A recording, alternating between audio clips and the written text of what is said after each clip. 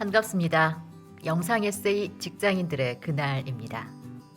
오늘 주제는 이기적인 동료와 같이 일해야 되는 날입니다. 먼저 사연 듣고 마인드 솔루션을 나눠보겠습니다. 같이 일하는 동료가 이기적이에요. 예를 들면 탕비실에 컵 씻어놓기, 테이블 정리하기 등 그 사람은 안 하고 계속 저만 하게 돼요.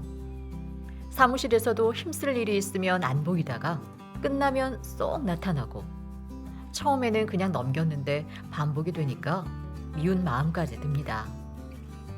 특히 상사 앞에서는 친절하게 잘하는데 평소에는 다른 모습이 얄미워요. 그 동료는 자기가 맡은 일은 열심히 하는데 주변은 전혀 살피지 않는 성격이라 대화도 꺼려지고 답답해요. 옆에서 같이 일해야 하는 저만 속이 터지는 거죠. 업무 분장으로 해결 안 되는 애매한 일들은 저에게 넘어오는 편입니다.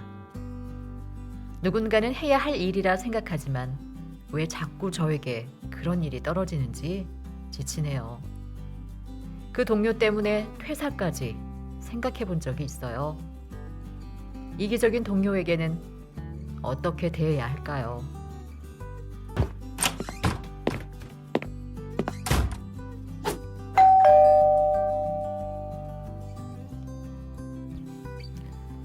가랑비에 옷 젖는다는 말처럼 사소한 일이지만 자꾸 쌓이다 보면 문제가 커지는 것 같습니다. 몇 가지 도움 말씀드리겠습니다. 첫째, 온전한 마음으로 바라보기. 마음이 감정에 물들었을 때나 요란할 때는 어떤 일에 결론을 내는 것에 신중해야 합니다.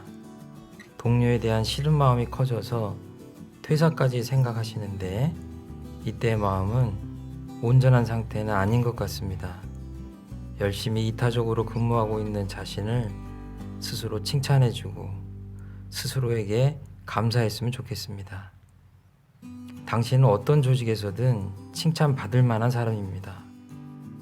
둘째, 깊이 생각하기. 내가 힘든 원인과 합리적인 해결 방법을 모색합니다. 먼저 그 일 때문에 힘이 든 것인지, 안 해도 될 일을 나만 한다는 상대심 때문에 힘이 든 것인지 자신을 깊이 돌아보시면 좋겠습니다. 그리고 사소한 일도 많아져서 부담스러워진다면 그건 업무로 봐야 할 것 같습니다. 업무 분장을 세밀하게 다시 할 필요가 있습니다. 권한을 가진 상사와 상의해보는 것도 좋은 해결 방법입니다. 동료와의 관계를 두 가지 경우로 생각해 봅니다. 이기적인 동료가 정말 이기적이라면 소통과 충고가 역효과를 내기 쉽습니다. 이기적인 동료가 부주의해서 그런 것이라면 소통을 조심스럽게 해볼 필요가 있겠죠.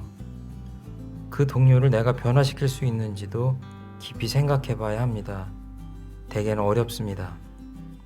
그리고 이기적인 사람은 어디에나 있는데 앞으로 어떻게 살아갈지도 생각해 봅니다. 이기적인 사람 때문에 퇴사를 생각하는 것은 주객이 바뀐 생각 같습니다. 셋째, 취사 선택. 내가 취해야 할 행동과 태도, 버려야 할 행동과 태도는 무엇일까요? 현재는 이타적인 행동을 하면서 동료를 원망하고 있습니다. 이타적인 행동도 그만하고 동료를 향한 원망도 하지 않는 방법도 있겠죠.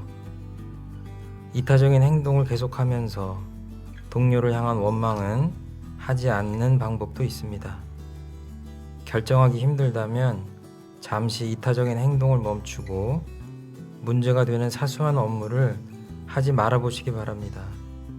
주변 사람들의 반응도 보고 나 자신도 돌아보는 시간이 될 것입니다. 선행을 하다가 오히려 상처받고 퇴사까지 고민할 일은 아닌 것 같습니다. 그리고 당신의 이타적인 행동은 분명히 주변에서 좋게 평가받고 있을 것입니다. 누구라도 당신 같은 사람을 좋아하고 높게 평가할 것입니다. 이 상황을 원만히 해결해서 즐거운 회사 생활이 되시기 바랍니다. 네, 마인드 캠퍼스의 솔루션이 도움이 되셨나요? 오늘 저희와 함께 나눈 고민들을 동료들과 이야기해보면 어떨까요? 그리고 마인드 캠퍼스에서 안내하는 팁을 일상에서 실행해보면서 조금씩 관계 회복이 되셨으면 좋겠습니다. 지금까지 영상 에세이 직장인들의 그날이었습니다. 감사합니다.